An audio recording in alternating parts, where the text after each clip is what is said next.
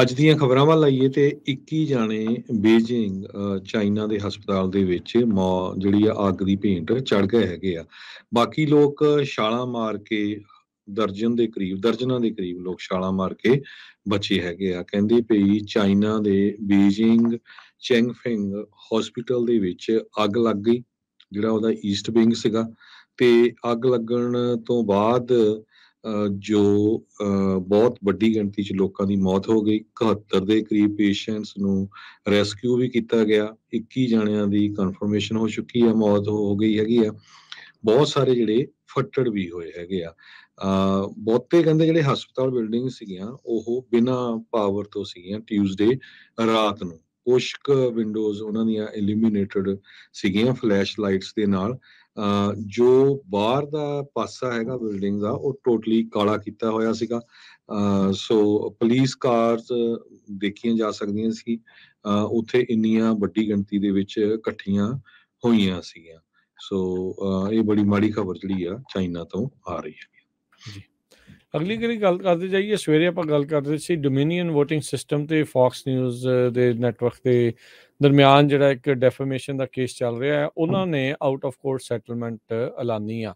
ਕੱਲ ਟ੍ਰਾਇਲ ਸ਼ੁਰੂ ਹੋਣਾ ਸੀਗਾ ਪਰ ਸ਼ੁਰੂ ਨਹੀਂ ਹੋ ਸਕਿਆ, ਅੱਜ ਸ਼ੁਰੂ ਹੋਣਾ ਸੀ ਪਰ ਉਸ ਤੋਂ ਪਹਿਲਾਂ ਦੋਨਾਂ ਹੀ ਧਿਰਾਂ ਦੇ ਜਿਹੜੇ ਵਕੀਲਾਂ ਨੇ ਐਲਾਨ ਕਰ ਦਿੱਤਾ ਵੀ ਸਾਡੀ ਜਿਹੜਾ ਸਮਝੌਤਾ ਹੈ ਉਹ ਇਸ ਦੇ ਵਿੱਚ ਹੋ ਗਿਆ। 787.5 ਮਿਲੀਅਨ ਡਾਲਰ ਦੀ ਜਿਹੜੀ ਡੀਲ ਆ ਇਹ ਹੋਈ ਆ। ਅਮਰੀਕਾ ਦੇ ਇਤਿਹਾਸ ਦੇ ਵਿੱਚ ਜਿਹੜੀਆਂ ਵੱਡੀਆਂ ਡੀਲਸ ਦੇ ਵਿੱਚੋਂ ਇੱਕ ਦੇਖੀ ਜਾ ਰਹੀ ਆ। ਫੌਕਸ ਨਿਊਜ਼ ਮੰਨ ਗਈ ਆ ਵੀ ਉਹ ਡੋਮੀਨੀਅਨ ਵੋਟਿੰਗ ਸਿਸਟਮਸ ਨੂੰ 787.5 ਮਿਲੀਅਨ ਡਾਲਰ ਦੀ ਰਾਸ਼ੀ ਦੇਵੇਗੀ, ਜਿਨ੍ਹਾਂ ਦੇ ਉਲਟ ਇਹ ਲਾਸੂਟ ਦਰਜ ਕੀਤਾ ਗਿਆ ਸੀ ਫੌਕਸ ਨਿਊਜ਼ ਦੇ ਉਲਟ। ਸੋ ਆਊਟ ਆਫ ਕੋਰਟ ਸੈਟਲਮੈਂਟਸ ਦੇ ਵਿੱਚ ਕਹਿੰਦੇ ਇਹ ਜ਼ਿਆਦਾਤਰ ਪਤਾ ਨਹੀਂ ਲੱਗਦਾ ਵੀ ਅੰਦਰ ਕਿਹੜੀਆਂ ਗੱਲਾਂ ਦੇ ਉੱਤੇ ਸਮਝੌਤਾ ਹੋਇਆ ਆ। ਪਰ ਕਈ ਜਿਹੜੇ ਨਿਊਜ਼ ਏਜੰਸੀਜ਼ ਰਿਪੋਰਟ ਕਰ ਰਹੀਆਂ ਆ ਵੀ ਇਹਨਾਂ ਨੇ ਆਪਣੀ ਜਿਹੜੀ ਅਪੋਲੋਜਾਈਜ਼ ਇਹਨਾਂ ਨੂੰ ਨਹੀਂ ਕਰਨਾ ਪਊਗਾ ਫੌਕਸ ਨਿਊਜ਼ ਨੂੰ, ਜਿਸ ਦੇ ਵਿੱਚ ਜਾਂ ਇਹ ਮੰਨਣਾ ਨਹੀਂ ਪਊਗਾ ਵੀ ਉਹਨਾਂ ਨੇ ਆਪਣੇ ਨੈਟਵਰਕ ਪ੍ਰੋਗਰਾਮਿੰਗ ਦੇ ਉੱਤੇ ਜਿਹੜਾ ਝੂਠ ਆ ਉਸ ਨੂੰ ਫੈਲਾਇਆ ਸੀਗਾ। ਡੋਮੀਨੀਅਨ ਫੌਕਸ ਤੋਂ ਇਲਾਵਾ ਹੋਰ ਵੀ ਕਈ ਤੇ ਉਸਦੇ ਡੈਫੇਮੇਸ਼ਨ ਸੂਟ ਜਿਹੜੇ ਚੱਲ ਰਹੇ ਆ, ਜਿਨ੍ਹਾਂ ਦੇ ਵਿੱਚ ਫੌਕਸ ਦੇ ਕੰਪੀਟੀਟਰ ਨਿਊਜ਼ਮੈਕਸ, OAN ਤੇ ਮਾਈ ਪਿੱਲੋ ਦਾ ਜਿਹੜਾ ਚੀਫ ਐਗਜ਼ੈਕਟਿਵ ਮਾਈਕ ਲਿੰਡਲ, ਓਵਰਸਟਾਕ ਦਾ ਫਾਊਂਡਰ ਪੈਟਰਿਕ ਬਾਇਰਨ ਤੇ ਰੂਡੀ ਗੁਲਿਆਨੀ, ਸਿਡਨੀ ਪਾਵਲ ਜਿਹੜੇ ਸਾਬਕਾ ਰਾਸ਼ਟਰਪਤੀ ਟਰੰਪ ਦੇ ਪਰਸਨਲ ਲਾਇਰਸ ਵੀ ਰਹੇ ਨੇ। ਸੋ ਹੋਰ ਜਿਹੜੇ ਕੇਸਿਸ ਡੋਮੀਨੀਅਨ ਜਿਹੜੇ ਵੋਟਿੰਗ ਸਿਸਟਮ ਦੇ ਦੁਆਰਾ ਇਹਨਾਂ ਦੇ ਦੁਆਰਾ ਕੀਤੇ ਗਏ ਆ। ਉੱਦਾਂ ਜੇ ਦੇਖਿਆ ਜਾਵੇ ਫੌਕਸ ਅਜੇ ਹੋਰ ਵੀ ਕਈ ਲੀਗਲ ਪਚੜਿਆਂ ਦੇ ਵਿੱਚ ਫਸਿਆ ਹੈਗਾ ਆ। ਇਹਨਾਂ ਦੀ ਸੈਟਲਮੈਂਟ ਹੋਣ ਤੋਂ ਬਾਅਦ ਵੀ ਫੌਕਸ ਜਿਹੜੀ ਇੱਕ ਹੋਰ ਲਿਟੀਗੇਸ਼ਨ ਦੇ ਵਿੱਚ ਫਸਿਆ ਆ। ਸਮਾਰਟਮੈਟਿਕ ਇੱਕ ਹੋਰ ਇਲੈਕਸ਼ਨ ਟੈਕਨੋਲੋਜੀ ਕੰਪਨੀ ਆ।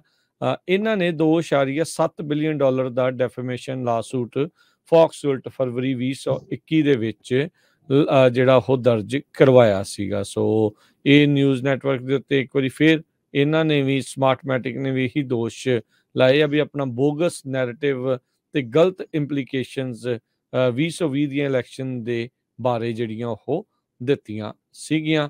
ਉੱਦਾਂ ਜੇ ਦੇਖਿਆ ਜਾਵੇ ਨੈਟਵਰਕਸ ਦੇ ਵਿੱਚ ABC ਨਿਊਜ਼ ਨੂੰ 2017 ਦੇ ਵਿੱਚ 177 ਮਿਲੀਅਨ ਡਾਲਰ ਦੀ ਜਿਹੜੀ ਸੈਟਲਮੈਂਟ ਆ ਉਹ ਕਰਨੀ ਪਈ ਸੀ। ਉਸ ਟਾਈਮ ਦੇ ਉੱਤੇ ਪਿੰਕ ਸਲਾਈਮ ਦੇ ਉੱਤੇ ਉਹਨਾਂ ਨੇ ਰਿਪੋਰਟ ਕੀਤੀ ਸੀਗੀ, ਜਿਹੜੇ ਕਿ ਬੀਫ ਪ੍ਰੋਡਕਟਸ ਦੇ ਵਿੱਚ ਕਹਿੰਦੇ ਵੀ ਇਹਨਾਂ ਦੇ ਕਹਿਣ ਮੁਤਾਬਕ ਵਰਤੀ ਜਾਂਦੀ ਸੀ ਲੋ ਕਾਸਟ ਫਿਲਰ ਤੇ ਵਜੋਂ।